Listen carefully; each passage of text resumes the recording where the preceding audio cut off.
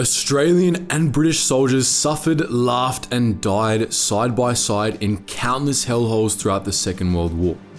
While positivity and mateship can get you through some seriously tough times, they couldn't save the Aussies and Brits whom the Japanese subjected to the misery of the Sandakan Death Marches in the final year of the war. In this video, we tell that atrocious tale.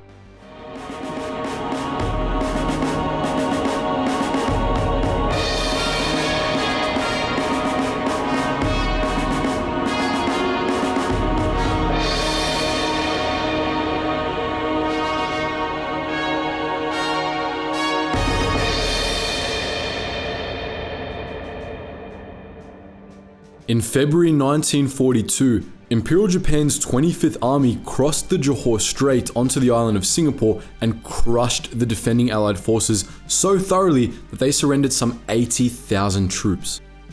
Many of these men were consigned to forced labor, which, under Japanese supervision, was synonymous with a slow, agonizing death. In July, 1,500 Aussies were shipped to Sandakan on the island of Borneo. A further 500 Australians and 770 British joined the first group the following year. Held at Sandakan POW camp, these men were forced, at gunpoint, to build the Japanese a military airfield without heavy machinery, using hand tools instead. The conditions were terrible.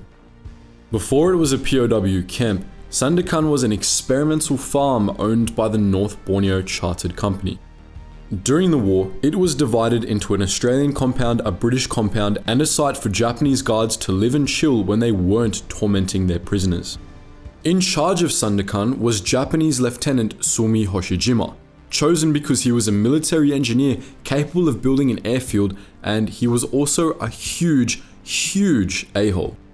When new POWs arrived at the camp, this is what this career sadist said to them.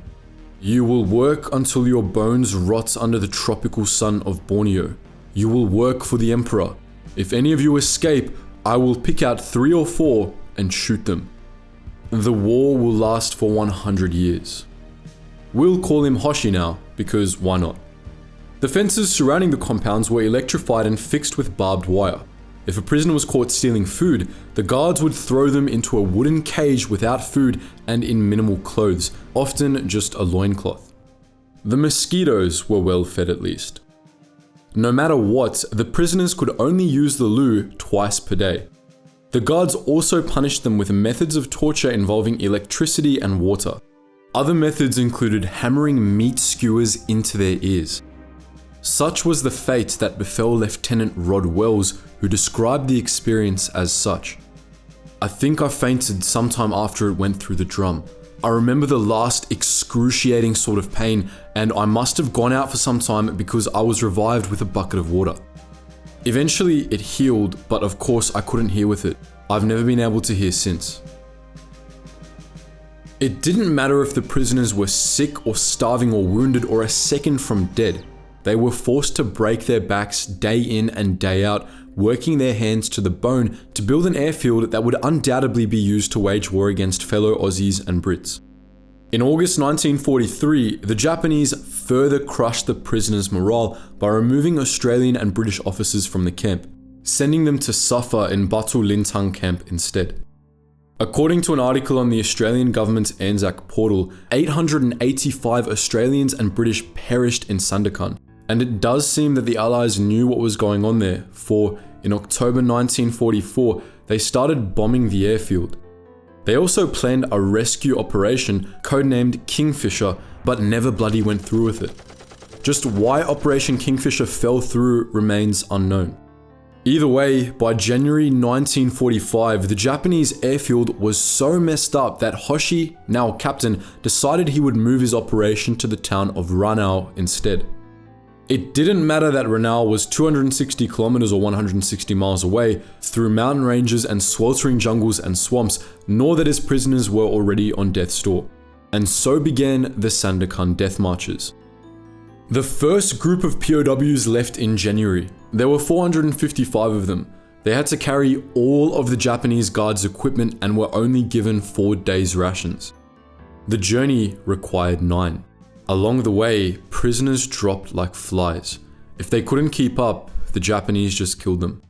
Australian Private Keith Botterill, one of the Sandakan Death Marches survivors, described it better than we ever could. "I've seen men shot and bayoneted to death because they could not keep up with the party. No effort whatsoever was made to bury them. There was nothing we could do. We climbed this mountain about 30 miles out from Ranau, and we lost 5 men on that mountain in half a day. They shot 5 of them because they couldn't continue. But I just kept plodding along. It was a dense jungle. I was heartbroken, but I thought there was safety in numbers. I just kept going." It doesn't seem that any of the POWs escaped during this first march. When the survivors arrived at Ranau, however, where they were forced to build a temporary camp, some men tried. What follows is an anecdote featured in an article by the Australian War Memorial. Gunner Albert Cleary, a young man from Geelong, tried to escape into the jungle. Recaptured after a week, he was beaten and tied to a log. For 11 days, guards beat him, spat, and urinated on him. "If you escape, the same thing will happen to you," a Japanese officer warned. At last, when he was close to death, the prisoners were allowed to free him. They carried him to a creek, washed and placed him in a hut, where he died. By May, just 30 of the POWs from the first march were alive. The aforementioned Keith Botterill was among them, but only because of his comrade Richard Murray, who took full responsibility for some rice the pair had stolen from the Japanese. In answer to the theft, the Japanese bayoneted Murray and tossed his corpse into a bomb crater. By the time the second march arrived on the 24th of June, just 6 prisoners from the first march were alive. The dead having either succumbed to starvation, disease, including dysentery, which would have been a horrible way to go, or Japanese bayonets. A further 4, including Botterill, had somehow managed to escape into the jungle where the locals took them in. After the first march departed Sandakan, Japanese captain Takakura Takuo was left in charge of the camp. He sent 536 prisoners to Ranau on the 29th of May. Their journey took far longer than the first, a march of 26 days, and only 183 of them actually made it to Ranau. 142 were Australian and 41 were British. 2 Aussies managed to escape into the jungle along the way, gunner Owen Campbell and bombardier Richard Braithwaite. The locals took them in as they had taken in Ranau's 4 escapees.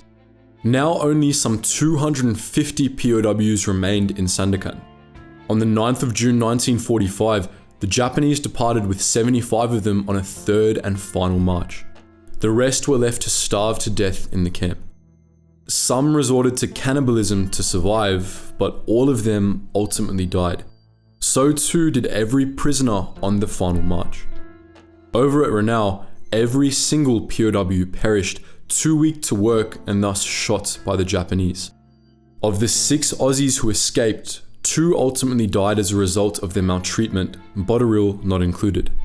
The Sandakan Death Marches are largely considered to be the most heinous atrocity inflicted upon Australian soldiers during the Second World War. After the Japanese surrender and the end of the war, the Allies put Hoshi and the equally sadistic Takakura on trial for war crimes. Both of these miscreants were found guilty and executed. People have since then hiked the route between Sandakan and Ranau to both honour the men who died upon it and to understand, at least to some degree, the hell they experienced. So, had you heard of the Sandakan Death Marches before today? Do you know anything about them we didn't cover in this video? Any anecdotes that illustrate just how bad they were? Would you ever consider walking from Sandakan to Ranau to honour these men? Feel free to post your thoughts in the comments section below. And as always guys, thank you so much for watching and I hope you learned something new.